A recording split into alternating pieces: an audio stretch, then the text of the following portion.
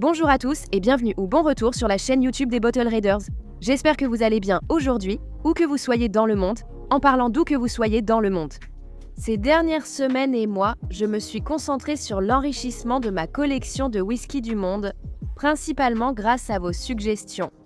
J'ai acheté des whiskies provenant de différents pays, de tous les continents. Et j'ai trouvé des bouteilles vraiment bonnes et intéressantes venant de pays dont je ne savais même pas qu'ils produisaient du whisky à la base. Donc ça a vraiment été une expérience très enrichissante pour moi. Et aujourd'hui, j'ai choisi 1, 2, 3, 4, 5 bouteilles que je voulais vous montrer.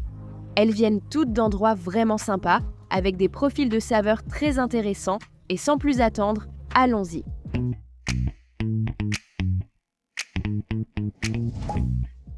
Le premier whisky dont je veux parler est l'Abasolo, un whisky mexicain.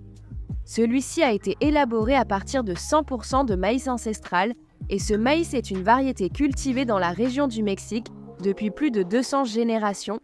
Et oui, vous avez bien entendu, plus de 200 générations, évidemment, pas dans le Mexique que nous connaissons aujourd'hui, mais dans la région. Cette variété y est cultivée depuis tout ce temps, ce qui est fou. Ce qui est intéressant avec ce whisky, c'est que la façon dont ils traitent le maïs s'appelle la nixtamalisation, qui est une méthode de traitement du maïs qu'ils utilisent pour faire des tortillas de maïs.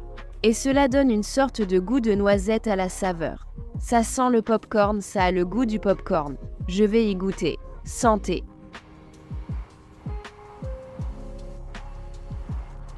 Oui, littéralement, ça a vraiment le goût du popcorn.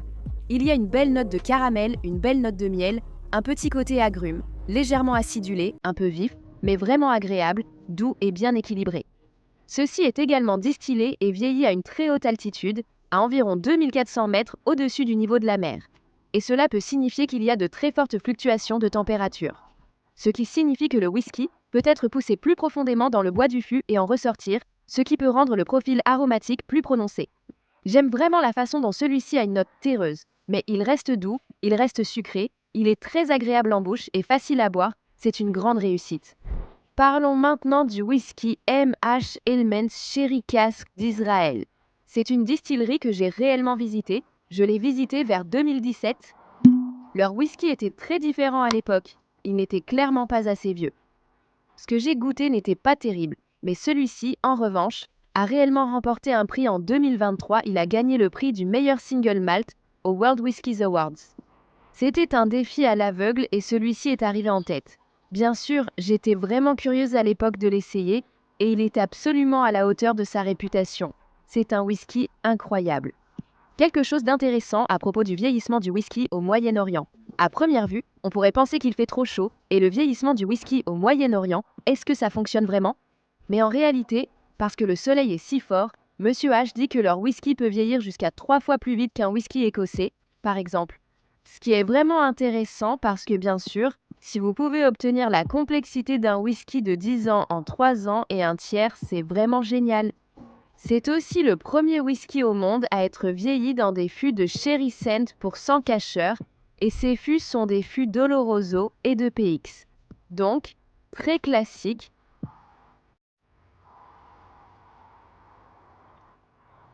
Il a une telle richesse au nez. C'est vraiment un whisky sherry typique, donc beaucoup de fruits secs, de caramel et de notes de chocolat noir onctueux. Santé, le Chaim, je devrais dire.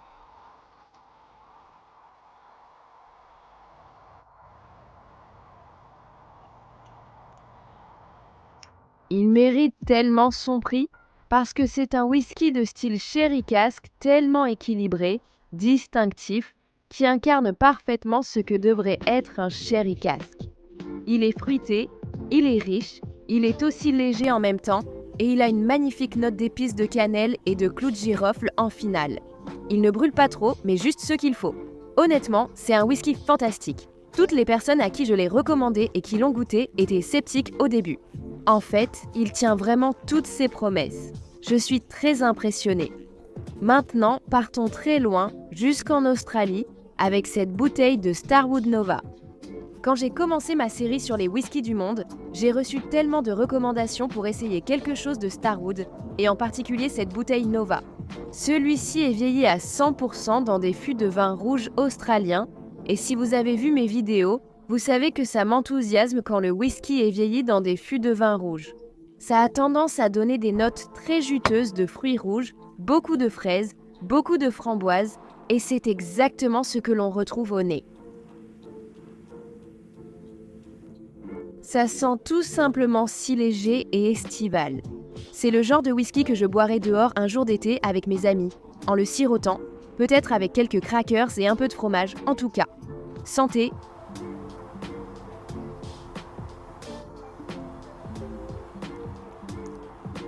Parfait pour une journée comme aujourd'hui, on retrouve vraiment le fruit de la passion, l'ananas et les fruits rouges. Une belle quantité de tanins que l'on peut sentir au fond de la gorge quand on boit ça.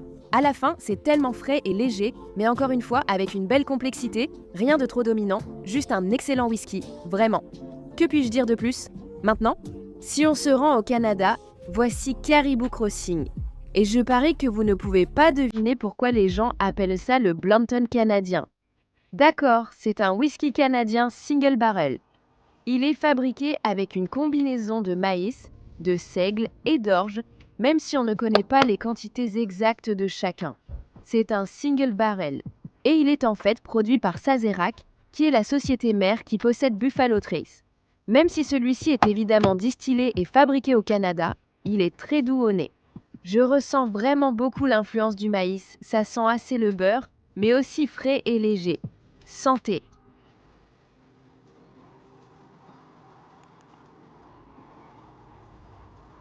Oui, c'est un très bon whisky, on sent un peu d'épices de seigle à la fin. Je dirais que c'est bien pour les personnes qui boivent du bourbon et qui veulent essayer quelque chose de différent ou qui vient d'un autre pays. C'est vraiment un très bon whisky. Il y a une belle note de miel, de bonnes couches de saveur. J'aime aussi beaucoup comment il rend sur mon étagère. Je trouve juste qu'il est joli, ça ne fait pas de mal, n'est-ce pas? Dans l'ensemble, un très bon whisky polyvalent. Le Canada, tu as bien réussi celui-ci. Enfin, pour aujourd'hui, nous allons parler de ceci. Ceci est un whisky coréen, c'est le whisky Kim Chang-soo Gimpo, et j'ai été tellement excitée quand j'ai enfin pu en avoir un. Ce whisky coréen est assez nouveau dans le monde, il n'en existe pas beaucoup. Je sais qu'il existe une bouteille Kiwan, qui est le premier whisky coréen disponible dans le monde entier, et celui-ci est une première édition. Kim Chang-soo, un Coréen, est allé en Écosse pour étudier le whisky. Là-bas, il a rencontré quelqu'un de la distillerie Chichibu au Japon. Ils ont créé un lien, puis il est parti approfondir ses études sur la fabrication du whisky au Japon. Et ensuite, il a rapporté toutes ses connaissances et a ouvert la distillerie Kim Chang-soo à Gimpo, qui se trouve juste à l'extérieur de Séoul. Quelque chose que je n'avais pas réalisé en achetant ce whisky, c'est à quel point il serait fumé. Il a une fumée vraiment agréable, savoureuse, avec une touche d'umami et d'algues. Je n'ai plus la boîte dans laquelle il est venu. Mais il est indiqué la composition exacte de tous les fûts dans lesquels il a vieilli. Je crois qu'il y avait des fûts d'Oloroso, de PX et de Bordeaux. Je ne me souviens plus de la composition exacte, mais c'était totalement transparent. Et j'adore qu'ils aient fait ça et montré exactement comment ce whisky a obtenu ses saveurs. De plus, la Corée possède des sources d'eau très pures, ce qui est censé donner à ce whisky une belle douceur et une grande pureté. Santé!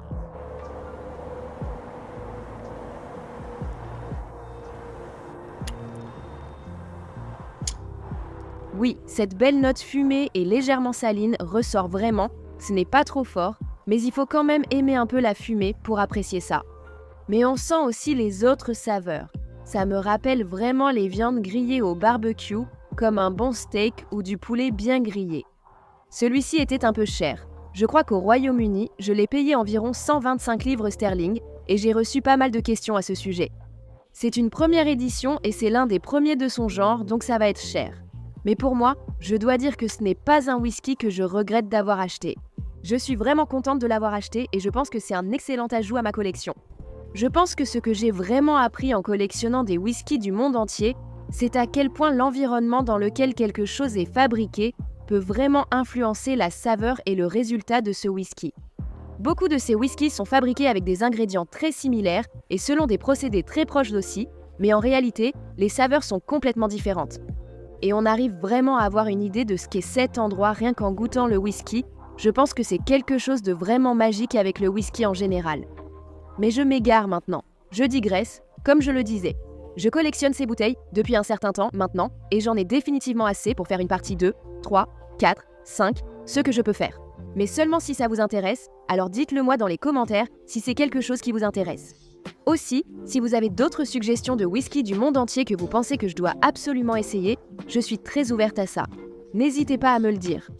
À part ça, j'espère que vous passerez une bonne fin de journée et suivez-moi pour en voir plus.